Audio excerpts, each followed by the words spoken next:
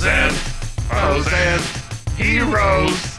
Gonna tell you about bros and heroes. Gonna tell you about comic books, costumes, facts, Boots. and other stuff. In this week's issue, Dogwelder.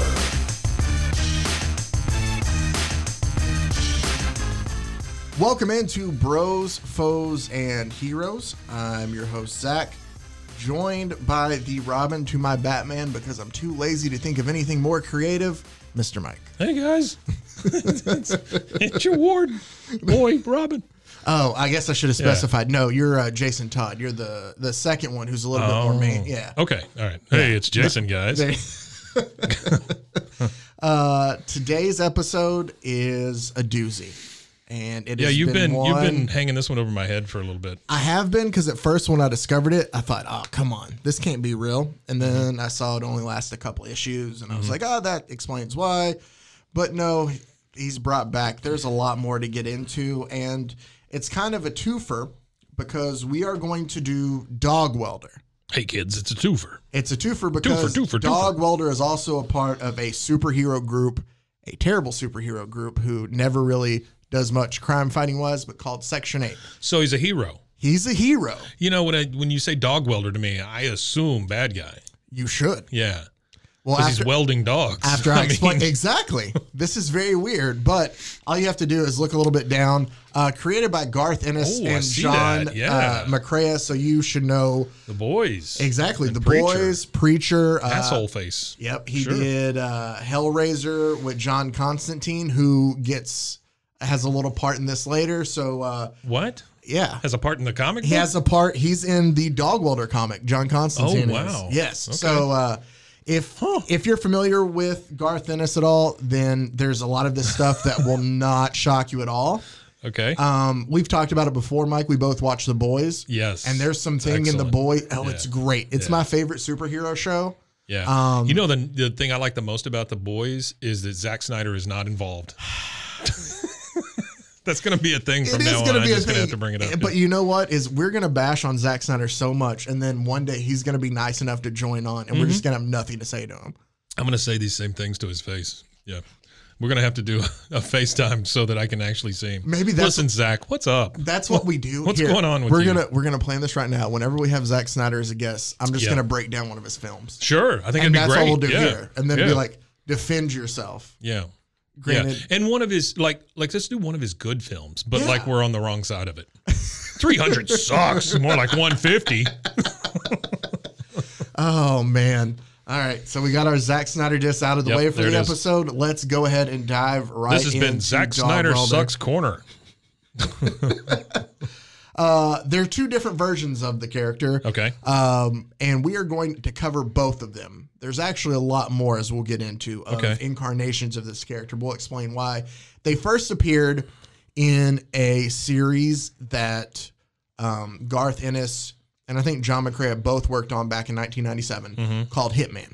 So this is a relatively recent character. It's a relatively recent character. Okay. It's his first appearances in 1997. Yeah. Hitman's about Tommy Morrison. It's a completely different storyline, but they appear in 2 episodes of it. Tommy Morrison, who's that? Tommy, I mean, I think it's also the name of a boxer at one point in time. That's what I was saying. Yeah. Is he the one that was he in Rocky? Did he fight Rocky in like Rocky 5 or something? That's is that Tommy Machine Morrison. Gun, whatever his name? Yes. Yeah, okay. All Who right. had like Tommy Hitman, no, Tommy Gun. Yes, that's what it was. Tommy and Gun. I think they did a 30 for 30 on him. I think, He's dead, isn't he? I think so. I think he died, yeah. But that may be where Tommy Morrison sounds familiar from. But Rocky punched him too hard. So in that comic, I'll just go ahead and explain the first appearance first. And that's just going to be a little weird, but then we're going to get on to this is the in insanity. The Hitman thing. This is in the Hitman back in 1997. All right, cool. So basically, Dogwelder is a member of Section 8, which is a superhero team. I like the name. Yeah, it's Section 8's a great name for a superhero weird team. And they're definitely all that. And we will get into all of Section 8 here in a little bit. But basically, Dogwelder is just our Dogwelder, not Wilder, because that makes it sound like he just... I just throw dogs at people. He's more than likely, we don't know too much about him when we see him. Yeah. The leader of Section 8 is a guy by the name of Six Pack. And Six Pack is going to find Dogwelder and comes across him in a dark alley. Okay. And just out of instinct, Dogwelder, we haven't really explained what Dogwelder's powers are. Yeah. He welds dogs to people's faces. Sure. Okay. Dogwelder. That's very self-explanatory. It is very self-explanatory. I don't understand. Not live dogs either. Oh, so it's like metal dogs that he puts on people's faces? No, it's just dead dogs. Wait, so dead actual dogs that he welds to people's faces. How do you spot weld a living thing to another living thing? Well, it's dead. That's why it's a dead dog. But again, try welding something to me. Come on, try it right now. Well, I guess he possesses some, but he has like a backpack that has gas tank. I mean, sure. I don't have my welding kit on me or I try it, but so he has like a backpack with the gas tanks and it's like a handheld welder and he always wears a welder's mask. That is his gimmick. Okay. And so once he welds these dogs to people's faces, do they continue to live? In some instances, yes. With just a big flapping dead dog on their face. Scar on their face, yeah, from where they had to remove the dog. So if there's a dog welder and he welds dead dogs to someone's face, is there a vet out there that has to take these dogs off of people's faces? I guess, or maybe a doctor. I don't, because they never specify where they go to have them removed. I would think that's a really good like offshoot of this character, right? And then it's Bob the vet or whatever that takes the dogs off of people's faces. Maybe somebody there in the DC universe is making a lucrative living. Oh, this is DC? This is DC. Never mind. It all makes sense. So yeah, he basically just lives in an alley. He sets traps for stray animals and has a supply of dead dogs. We don't know where they come from. He's got a supply of dead dogs. That's cool. Yeah, supply of dead dogs. Don't know where. It's never. Does he just drag around a bag or what? No, you don't see that. He just pulls out a dog. Oh, sure. Okay. So yeah, I'm with you. This is the first dog welder, and this is just going to be quick. The second dog welder is where all the good stuff happens. The first dog welder perishes in Section 8's final battle, which is just the second issue of Hitman that they're in. Okay. They're only in 2 issues of the 60-issue story. Wow. So, nice. He's vaporized by, I put acidic demon rays because I didn't know what else to describe it as. So they're just these rays. Who are they fighting? A group. They're called the Many-Angled Ones. It's super. I'm telling you, I've read all this and it's just super confusing. So to put it the easiest way, they're fighting demons. Sure. This storyline has to do with because demons are known Tommy for their Morrison geometry. Has to like go to hell, and this is it's 90s DC. Gotcha. In 90s DC, there were a lot of stories. Etrigan, the demons in it, which Etrigan. Is yeah. Did I mispronounce it? I don't know who the hell any of these people are. Really? Okay. Yeah. Well, that's what makes this better. But the 90s, it seemed like DC was going for a, hey, we're going to include like Hellraiser. Heaven. Weird kind of heaven and hell versus. To me, and this is just purely my opinion, I think that once Spawn kicked off and Spawn was actually good and big, everybody else was kind of like, oh. Yeah, they're like, oh, we can do more stuff like that too. We've been missing all this demon stuff. Yeah. Yeah. So the comic book industry is a very fickle industry, much like the NFL or NBA. Oh yeah. If somebody starts something new and it's successful, everybody goes, "Oh yeah, we've been doing it that way for years." It's the same also with baseball. If you've watched Moneyball, like everybody was, "Oh, Billy Beane's doing great stuff," and then everybody used sabermetrics after that. So Billy Beane, I loved his 10 episode series on DC. That was good. Yeah, no, it was really good. Billy Beane. He had the power to throw beans at people. Cat wielder. So. Dog welder's dead. It just melts him down to a skeleton. Sure. That's the first dog welder. Funny enough, I found that. That's how I want to go.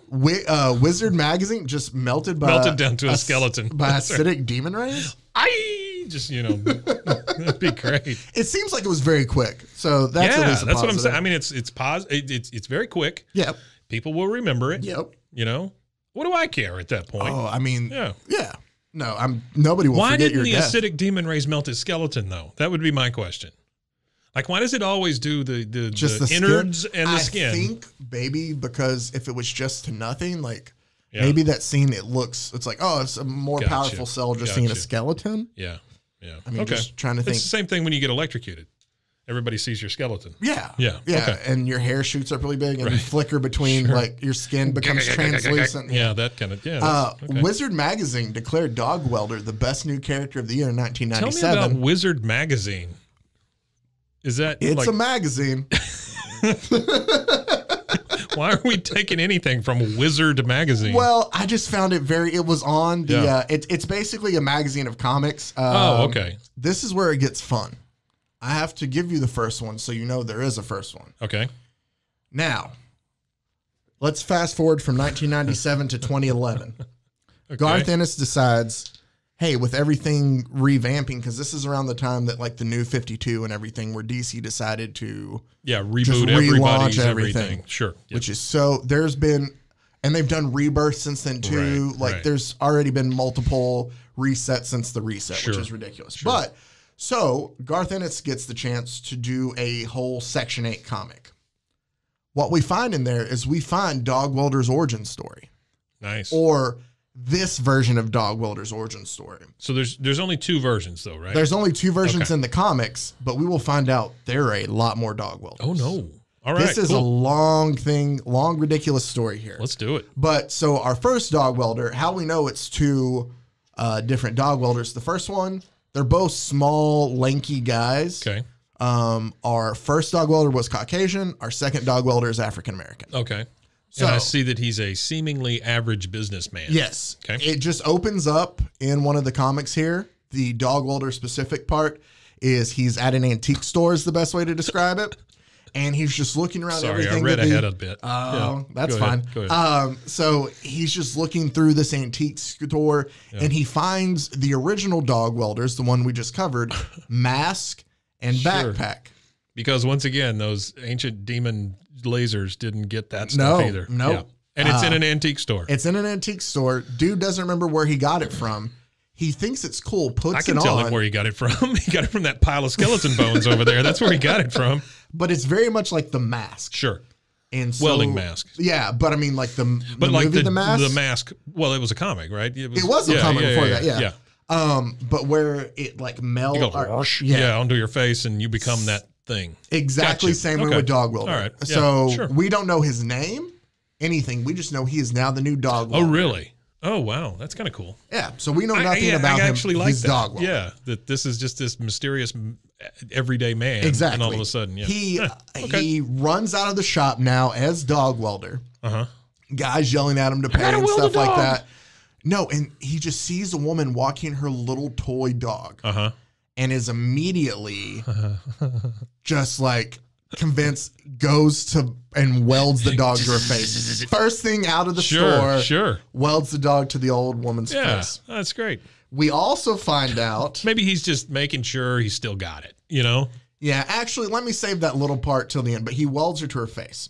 So let's talk about the new Section 8. I told you we were going to get here. I saw that part that you're putting off. Fine. We'll get to it now. It's later at the end of this, we'll save the middle for Section 8. At the end of the series, of the Section 8 series, we find out he has a wife and kids, right? Sure.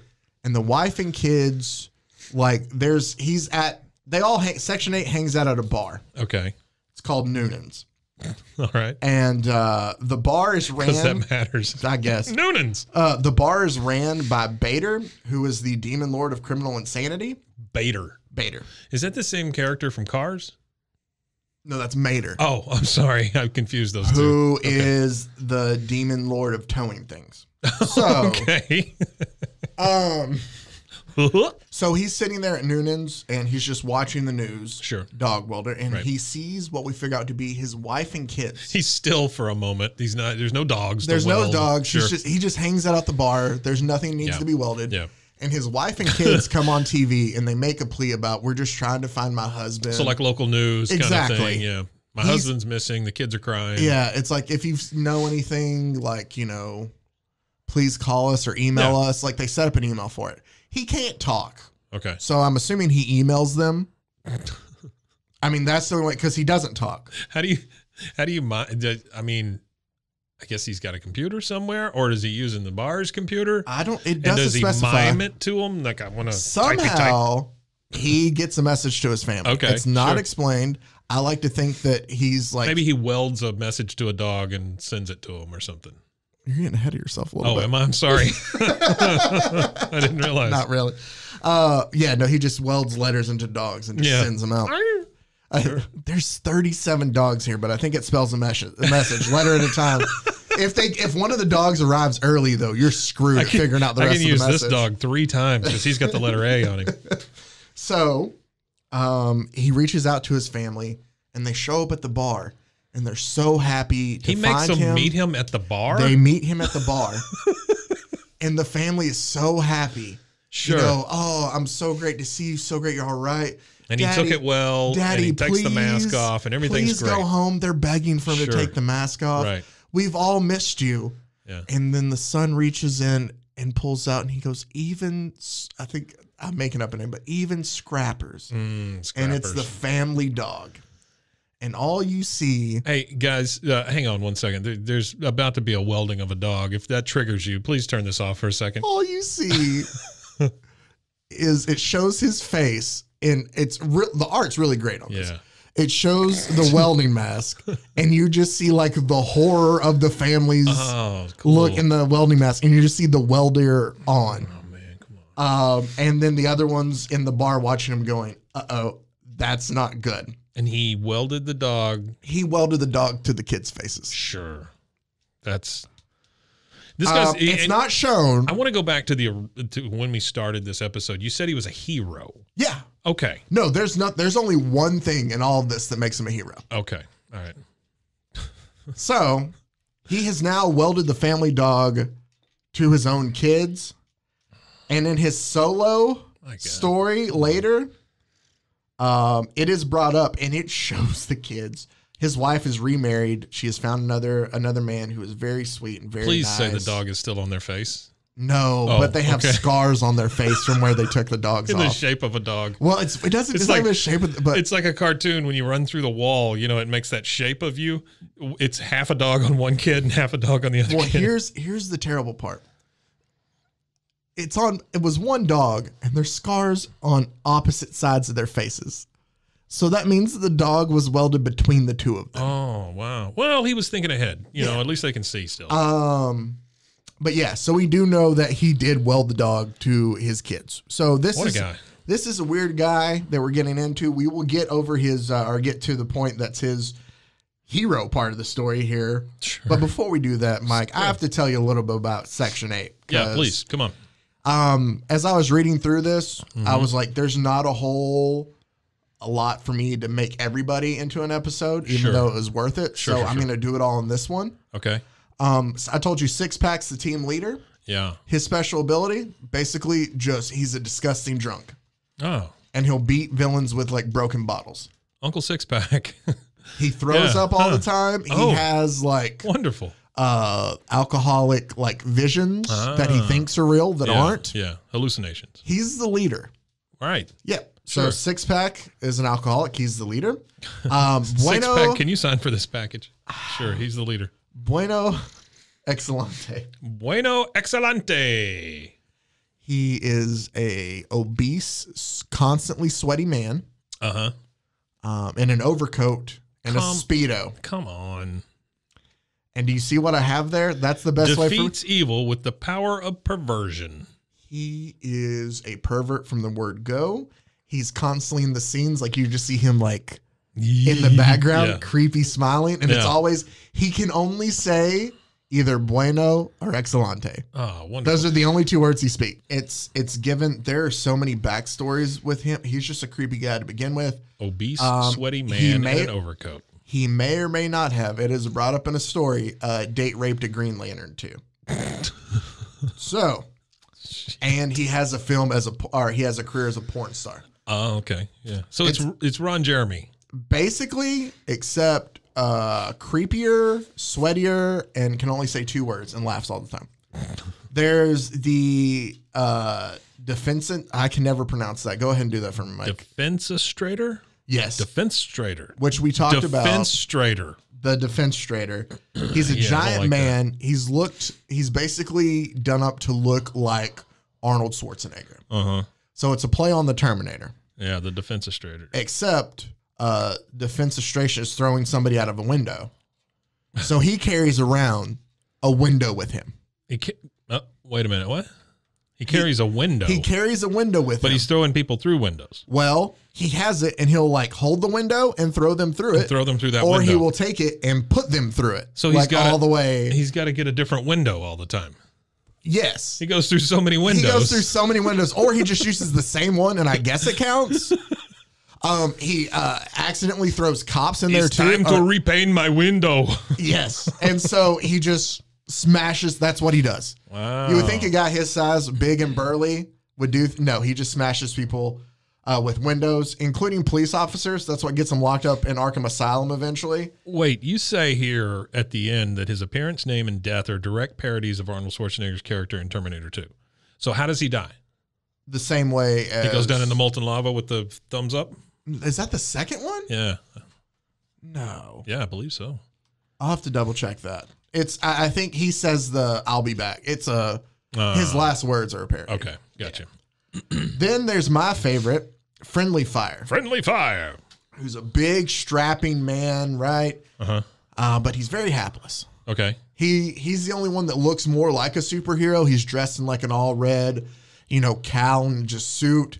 But he shoots the wrong people. He would be the strongest member of the team if he could shoot anything else except for allies. So why would you keep a guy around who keeps shooting you? That's part of it too, is he doesn't want to be a part of the team anymore because he thinks they're all pathetic. And Six Pack somehow keeps talking him back into it. Okay. He Six Pack. He dies. I'm trying to remember because they have a new team. Shoots I think himself. Friendly Fire dies. Trying really hard to shoot somebody. No, he kills. We'll get there. Never mind. I haven't even introduced somebody he kills. Okay, great. We have Jean de Baton. It's not, Baton shouldn't be there twice. I don't know why I did Jean that. de Baton. Jean de Baton. I like how you got it. Jean de Baton. Yeah. He basically, his power is the power of Frenchness. Sure. He beats people with baguettes. He's just I was hoping that was coming. A French caricature, really, in general. It's kind of like Frenchie from The Boys. Oui, bon. Yeah. It's Frenchie from The Boys, except they make fun of his Frenchness more. The power of Frenchness. Next, we have Flimgim or Flimjim. Flimjim. However you want to do it. He is basically just a dude in a green suit and like a purple domino mask. Yeah. And he just has the ability to expel large volumes of phlegm. This is a wonderful team so far. Wonderful. He can use that to blind or suffocate or just simply disgust people he's going against. Okay. Hack poo. And some of them become blind, right? He blinds them. Some of them suffocate from this large amount of phlegm. They can't breathe, yep. And some of them just go, ew. Is that what you're saying? Yes. Yes.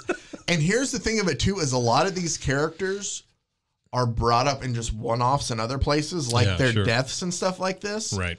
Like, I read the whole 6-issue, like, rebranch of Section 8. And this team I'm telling you about, 3 of them are already dead by the time the comic starts. Wait, you say 6 episode? Six issue of something called Section 8. Of Section 8. They did a specific Section 8 story. Yeah, you need 2 more issues. Yeah. I'm just saying. Well, and they don't have 8 to be a full Section 8. But Shakes is the last guy. Shakes. Who's basically, he stutters and he has like a palsy type shake and he's just unkempt. He's basically just kind of like... Says he gets shot by friendly fire a lot. He does. And I think friendly fire ends up killing him. But trying really hard to hit an enemy. Yeah. Yeah. That's great. Now, that's the original Section 8. Okay. That's not the Section 8 we get. I had to at least explain what started out as a team because the new Dogwelder, Dogwelder was a part of the original Section 8 that we talked about. He's also part of the new Section 8. Okay. I told you about Bader, who runs the bar. Yeah, Demon Lord of Criminal Insanity and caretaker of Noonan's Bar. Okay. There's Demon Lord of Criminal Insanity. Bueno Excelente comes back. Okay, great. So the only ones... I've missed him. Yep. There's a guy called the Grappler, where he says his name. He's just dressed up in like a white suit, and all he does is has a grappling gun. Okay. Yeah, let me explain his name. TheGrapplah! Exclamation point. Yes, and everything he's Grappler. He's like, because I'm the Grappler. I'm the Grappler. He we don't have anything else with him in there, so I'll just go ahead and tell you right now. He dies in this 6. Okay, good. The way he dies, Mike. Yeah. So they're always hanging out at the bar. Okay. I guess there's a guy named Power Tool who's basically just looks like he's dressed up like a SWAT team member, but like the welding shield mask, the clear one? Yeah. He has a drill attached to it. Oh, over his face. Yeah, he's a drill face. And then there's Guts, which is honestly just a pile of guts. An ambulatory and female mass of internal organs arranged in a vaguely humanoid shape. Guts is married to Bueno Excelente. I told you this one was going to be weird. He gets all up in them guts. Dude.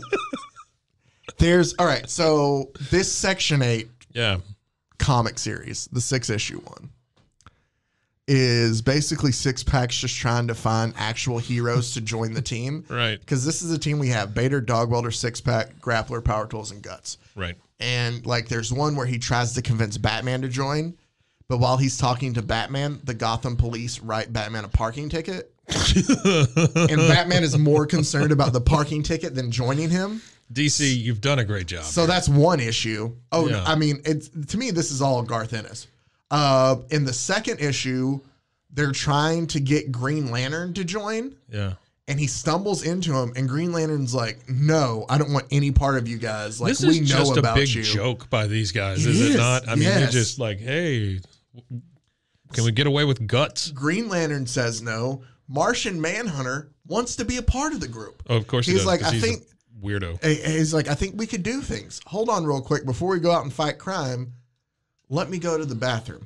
The Martian bathroom. In the bathroom, Bueno Excelente is battling a tapeworm that lived inside of Guts. Oh, nice. For Guts's love and affection. That's great. But in typical Bueno Excelente form, he is basically just sexually assaulting it into submission. Okay. Fantastic. Martian Manhunter walks in on that. Yeah. Is completely disturbed and says, "F this, I'm gone." So that's how Martian Manhunter leaves the group. So, yeah, you don't want to be a part of any group that Martian Manhunter says, "No, screw this." So, Wonder Woman gets hit on the head, and while she's concussed, she wants to be a member of the group until she's accidentally hit on the head again. And then she's like, never talk to anybody about this ever again. Wow. So that's what the whole series is of the Section 8, is them trying to get a legit hero to be a part of the team. 2 of them die, though, by the end of it, one being the Power Tool. Yeah. Basically, he tries to turn on his Power Tool while standing in a puddle of alcohol that Six Pack spilled, and it electrocutes him to death.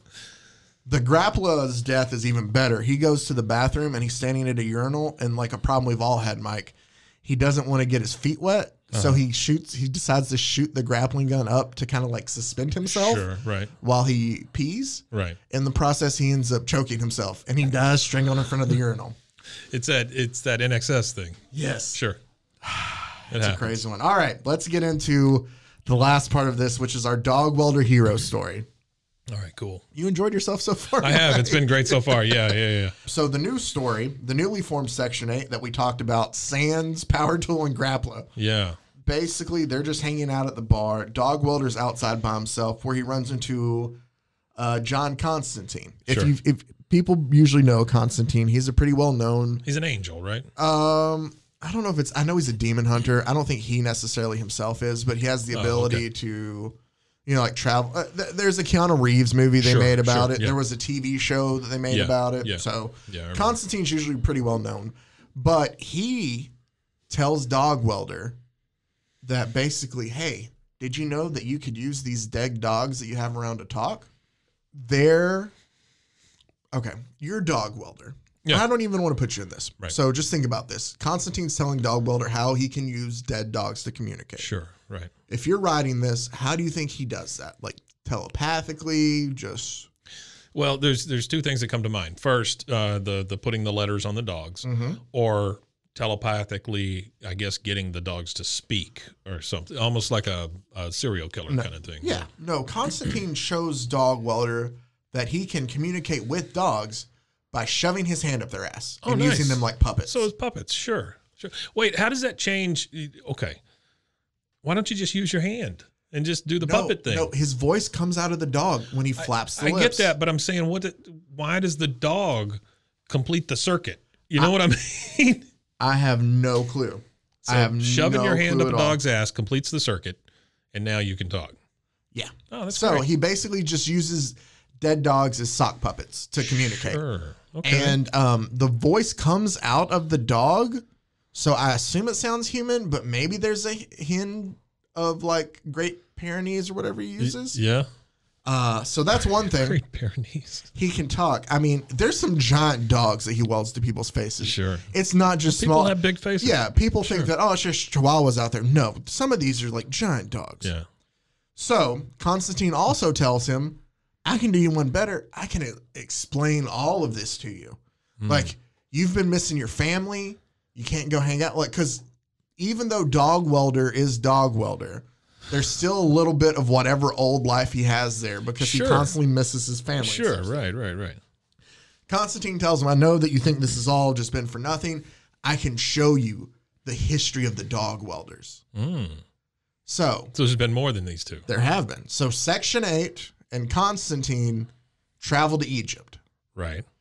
Down in the pyramids. They come across all sorts of mummies, dog mummies, regular mummies. Okay. So, yeah, all right. I get it. Yeah, I see where we're going here. Dogwelder is then transported away and he to a place of just dog welders. Sure. There's statue of all these dog welders. And Mike, there's like anything you could think of any time period. There's a guy in like a World War II outfit with a gas mask on who has one. There's a guy dressed up like maybe who was over in Mongolia with Black Condor at one point in time. He was a raider. It's exactly. There's just statues all throughout of history of all these dog welders. Wow. And the previous dog welder tells him, you come from a long line of dog welders. And his point is like, well, yeah. Sure. But what we do is pointless. Yeah, I'm glad somebody said it. Dogwelder himself, he's like, that's nothing. Like, we're just supposed to weld, dogs to people's faces. We find out that the original Dogwelder, let's go ahead and travel way back in time to when they were building these pyramids. The original Dogwelder is part god, part human. How did they weld back then? Just fire. Oh, okay. I guess. But Osiris is his father, who's a god. Yeah. They decide, he and the other Egyptian gods decide they need somebody to watch over the Hades, the afterlife and stuff like that. And if you know Egyptian, I have to give it to them. At least they stuck with their Egyptian, gods and stuff. They have the original Dogwelder basically create Anubis. Yeah. Where he takes a dog's head, puts it on God's head, and he's now Anubis, the dog god. Yeah. Anubis, extremely pissed off that he has a dog head now, instead of just killing him, decides to punish him and makes him, you will do this for the rest of your life. Yeah, it's all just a curse. It's all just a curse, basically. People have been welding dogs to people's faces thanks to Anubis for years. Sure, thanks, Anubis. So, the story then goes that there's a giant light in the sky, stars Sirius A and Sirius B. The dog stars. I love those two channels. Yes. I think they play A stuff on A and B stuff on B usually. Yeah, it's good stuff. Well, you get the front side of the album on one, and you get the back side of the album on the other. Yeah, it just stinks when it's one of the albums that has like a really long song on the B side. So you get like 3 songs, but only one. It's mostly just Smoke on the Water. Yeah, all the time. Or Inagata Devita. Yeah, Inagata. Well, yeah, that's a whole different. But that's just side A and B. Sure.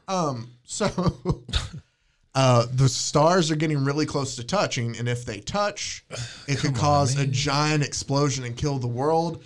Dogwelder finally has purpose, Mike.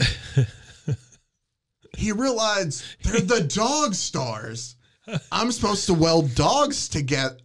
I'm supposed to weld the 2 stars together and save Earth. Yeah. So they break into NASA. Okay, hang on. Say that one more time. They break into NASA. One more time. They break into NASA. Okay. Basically, like through...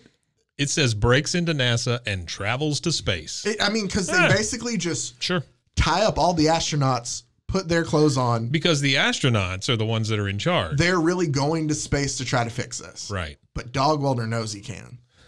So he's got the astronaut suit on. He's got his hand up a dog's ass, and he's pretending to be one of the astronauts to the guys in Houston. You know, Houston, there's no problem here. Yep. Yeah, sure. Yeah, that's great. But basically while they're up there, Dogwelder realizes that to make it work, he has to stay close enough to the stars to weld it. And he eventually sacrifices himself welding the two stars together. Yeah. And it does save Earth, but it does kill Dogwelder. Oh, damn. So no, I absolutely see this whole arc where now it was all a curse all the time. So he really wasn't a bad guy. Yep. And then he sacrifices himself, of course, welding stars together because that's what you do, to protect the Earth. Wow, that's great. All right. So he does become a hero at the end.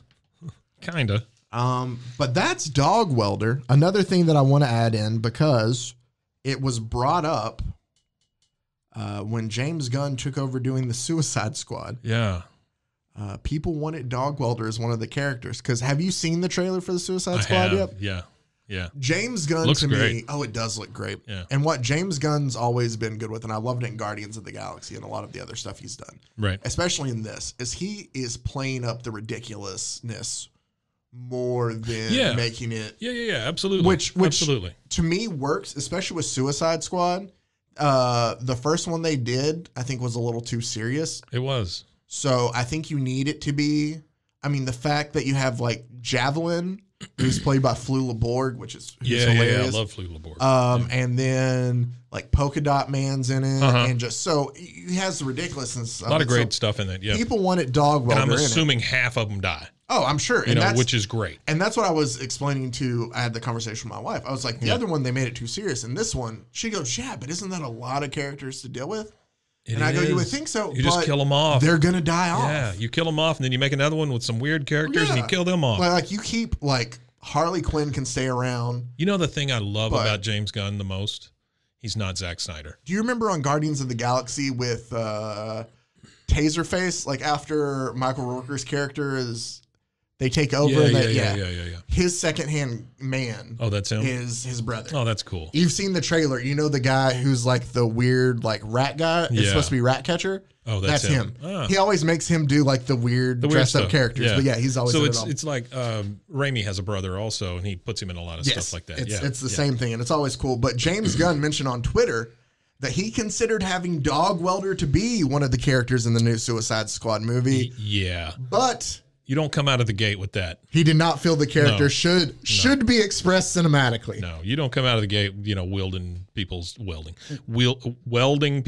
welding dogs to people's faces. Exactly. You do not come out of the gate with that. Yep. Well, so my thing is though, I love that did not feel the character should be expressed cinematically. Sure. Not we couldn't do it, we shouldn't do it. Yeah. Well, that's what makes him James Gunn and not Snyder. Exactly. Yeah. Well, if you scroll down, then Mike, I included some pictures just to show you These the are original. Fantastic. Yeah. And then I had to show you Dogwelder using the other dog to talk. As you can see, he is at least up to his elbow almost. Yeah, that is fantastic. And the dog still looks happy, so that's nice. I guess. Yeah. But there you go.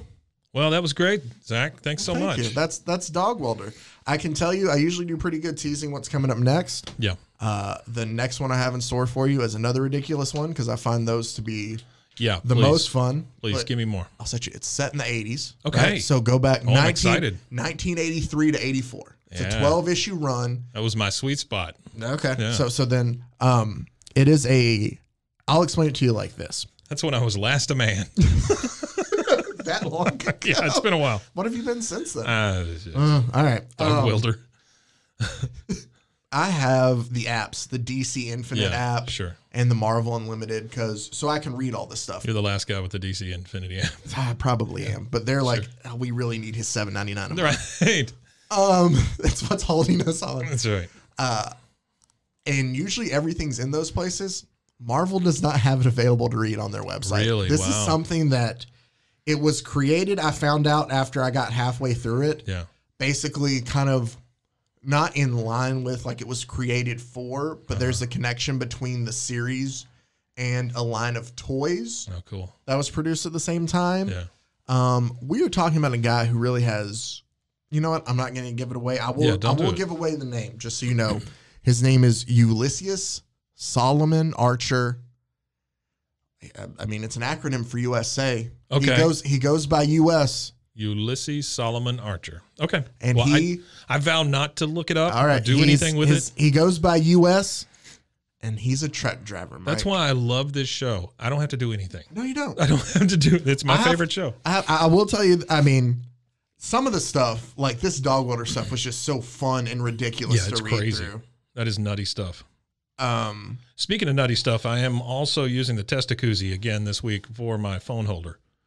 Testacuzzi, you did a great job. Do you think we could get a Testacuzzi sponsorship? That's what I'm shooting for you. There you go. All right. Yeah. This has been Pros, Foes, and Heroes. We appreciate you giving us a listen, and we promise even more ridiculousness in the future. I'm looking forward to it. Stay safe, and thanks for listening. Golly con! Pros and Foes and Heroes. Gonna tell you about pros and foes and heroes. Gonna tell you about.